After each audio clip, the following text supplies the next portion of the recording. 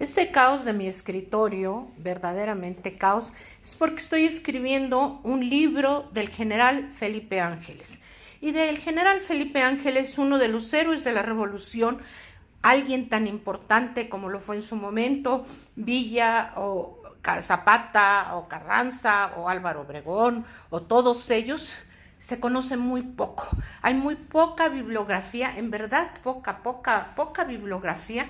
Y no nada más hay poca bibliografía, hay pocas fotografías, hay pocos testimonios. Se tiene que trabajar muchísimo buscando ¿qué fue lo que hizo y dejó de hacer el general Ángeles? El general Ángeles es el único militar mexicano que fue general por dos ejércitos, por el ejército federal, el ejército de Porfirio Díaz, porque él estudió en el colegio militar, él crea el arma de artillería en el ejército, en lo que hoy es el ejército mexicano, y luego por el ejército de Venustiano Carranza, que es quien lo hace general. Curiosamente, Venustiano Carranza asciende a Felipe Ángeles después de la batalla, antes de la batalla de Zacatecas, que fue una de las batallas más importantes. Y después Carranza en 1919 ordena un juicio terrible, sumario, inmoral, ilegal, que los mismos jueces, los mismos militares que formaron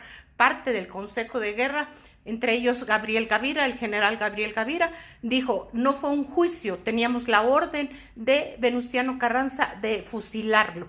Entonces hacen un juicio en su contra, pero lo hacen como si fuera militar, cuando en 1913 el mismo Carranza había ordenado que se le diera de baja del ejército. Es un personaje verdaderamente de novela, es un personaje maravilloso del cual te puedes enamorar y por eso cuesta mucho trabajo dejar de escribir, dejar de buscar, dejar de documentarte, dejar de hurgar en quién fue. El general Ángeles es fusilado en 26 de noviembre de 1919.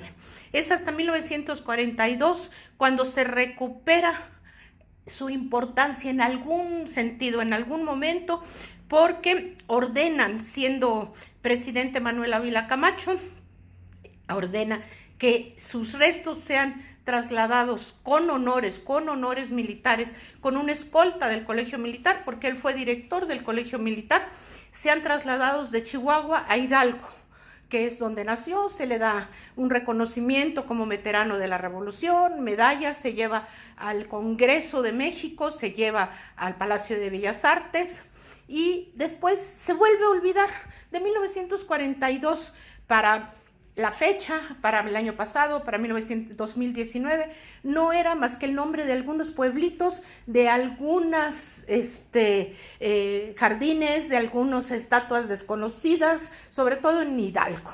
El presidente de la República, Andrés Manuel López Obrador, lo recupera, hace un homenaje el año pasado, y cuando hace el homenaje el año pasado, todo el mundo se empieza a preguntar ¿quién es Felipe Ángeles? Sobre todo porque el nuevo aeropuerto, el que está en la base militar de Santa Lucía, se va a llamar justamente General Felipe Ángeles.